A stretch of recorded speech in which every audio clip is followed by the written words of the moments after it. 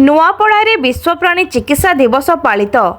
नुआपड़ा जिले में मत्स्य और प्राणी संपद विभाग आनुकूल्य विश्व प्राणी चिकित्सा दिवस स्थानीय जिला पंचायत साधन केन्द्र सम्मेलन कक्ष रे अनुष्ठित हो जाइछि।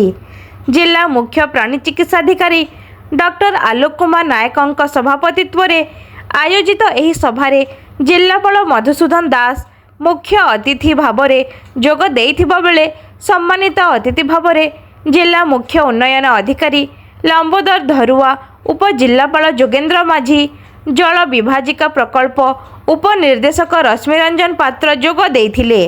डॉक्टर नायक स्वागत संभाषण सहित पशुपालक चाषी मानक विकास पई उभय केंद्र और राज्य सरकार बहुमुखी योजना संबंध में आलोचना करथिले।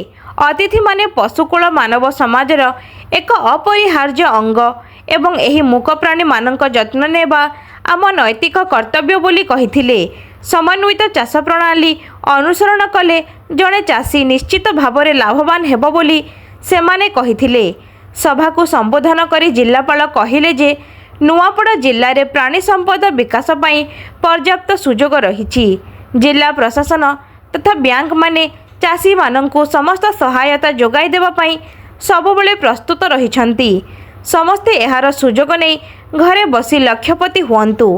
प्राणी संपदर विकास हेले मनुष्यर उन्नति हेबो। जिल्लारू प्रवासी श्रमिक प्रथा रोकिबा दिगरे एहा निश्चित भाव में सहायक हेबो। जिल्लार समस्त गोचर जमी को अतिशीघ्र जबरदखल मुक्त कराजिबो। आम चाषी स्वावलंबी हेबा सह स्वाभिमान सहित बंचु। आजिर एही समारोह रे जिल्लार समस्त ब्लॉक रु शताधिक पशुपालन चाषी स्वेच्छासेवी अनुष्ठानर कर्मकर्ता अंशग्रहण करथिले। सेमानंकु पावर पॉइंट माध्यम रे सरकारंक विभिन्न सहायता संबंध रे सूचना प्रदान करा जायथिला। सेमानंक विभिन्न प्रश्नर उत्तर विशेषज्ञ माने देइथिले। सभा को अतिरिक्त जिला प्राणी चिकित्साधिकारी डॉक्टर बालकृष्ण द्विवेदी संयोजना करथिबा बेले मंडल प्राणी चिकित्साधिकारी सिनापल्ली डॉक्टर कृष्णचंद्र मल्लिक धन्यवाद अर्पण करथिले।